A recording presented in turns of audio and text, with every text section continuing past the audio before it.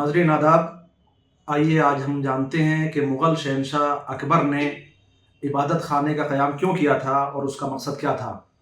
मुग़ल शहंशाह अकबर ने 1575 में फ़तेहपुर सीकरी में इबादत खाने का क़याम किया और उसका मकसद ये था कि बैनुल अदियान मुकालमा कायम किया जाए, जिसको आज इंटरफेथ भी कहते हैं। और चूँकि अकबर का नज़रिया सुलह कुल का था और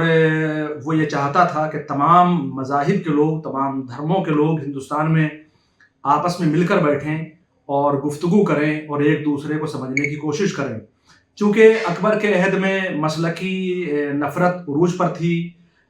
उसके दरबार के जो काजी और मुफ्ती थे, जिनमें शेख अब्दुल नबी सदर और मुल्ला अब्दुल्ला सुल्तानपुरी, वो शियों का कत्लेआम कर रहे थे और हिंदुओं के तहीं भी उनका नज़रिया बहुत अच्छा नहीं था। लिहाजा अकबर ने यह कहा कि हमारे यहाँ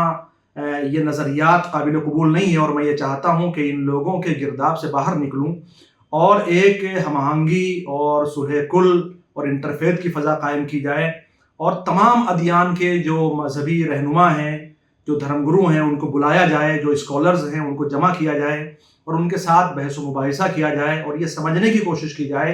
कि कौन सा मज़हब या कौन सा दीन हक़ के रास्ते पर लेके जाता है।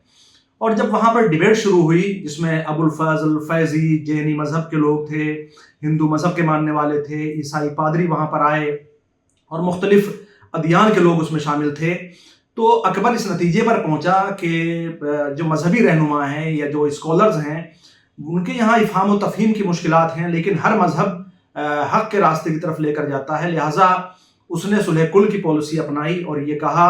कि हर मज़हब और हर दीन और हर फ़िरका हक़ है और उस हर फ़िरक़े में और हर मज़हब में कोई ना कोई ऐसी बात है जो आफाकी है, जो यूनिवर्सल है, जो लोगों को जोड़ने का काम करती है। लिहाजा उसके बाद उसने बहुत से जो इस्लामी क़वानीन थे उन पर पाबंदी नाफिज की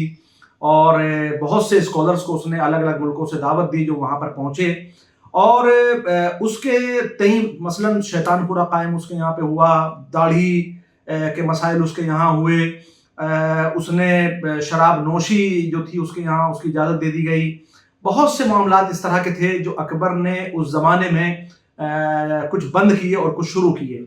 और आम तौर पे ये कहा जाता है कि जब इबादत खाने का क़याम हुआ तो उसमें जो डायलॉग शुरू हुए उससे ज़्यादा सेहतमंद मुकालमा और जो आपसी भाईचारा था वो कभी कायम नहीं हुआ। उसमें जो कलीदी किरदार अदा किया वो फैज़ी ने अदा किया, अबुल फज़ल ने अदा किया और इसका एतराफ़ ईसाई पादरियों ने भी किया है, जो अलग अलग वहाँ पे मौजूद थे और उन्होंने अपनी डायरियाँ लिखी हैं और उनको कलमबंद किया है कि किस तरह से अबुल फज़ल ने ज़हनी तौर पे उन लोगों का साथ दिया, फ़िक्री तौर पर उनकी रहनुमाई की और जब भी मुसलमानों की तरफ से उनको नफ़रत का या तशद्दुद का सामना करना पड़ा,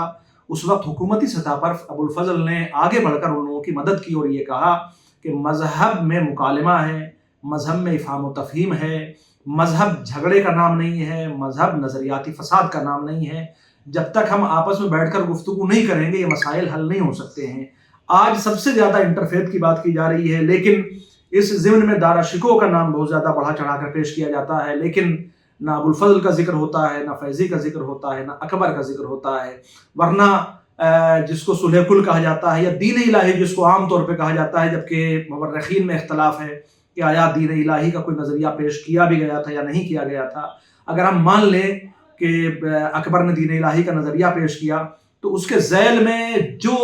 नए क़वानीन बनाए गए उसमें मुसलमानों का भी एहतराम किया गया, उनके अकायद का एहतराम किया गया, हिंदुओं के अकायद का एहतराम किया गया, जैनियों के अकायद का एहतराम किया गया, ईसाइयों के अकायद का एहतराम किया गया। ये अकबर की वो पॉलिसीज़ थी जिसकी आज तनकीद की जाती है और ये कहा जाता है कि नहीं अकबर ग्रेट नहीं था। अगर आज कोई हुकूमत अपने आप को अजीम साबित करना चाहती है या कोई सियासी लीडर अपने आप को अजीम साबित करना चाहता है, मनवाना चाहता है, अपने आप को अवतार कहना चाहता है, तो कम अज़ कम उसकी हुकूमत में अकबर जैसी खूबू तो होनी चाहिए। अगर आप अकबर जिसको सेकुलर भी कहा जाता है, लिबरल भी कहा जाता है, बेदीन भी कहा जाता है और मुसलमान तो उसको मुसलमान ही नहीं मानते थे, आप उसको भी उस पर भी तनकीद कर रहे हैं, تو پھر کم از کم اپنے سیاسی نظریے کو اکبر سے بہتر بنائیں اور اس کے بعد اپنی عظمت کا لوگوں سے اعتراف کروائیں.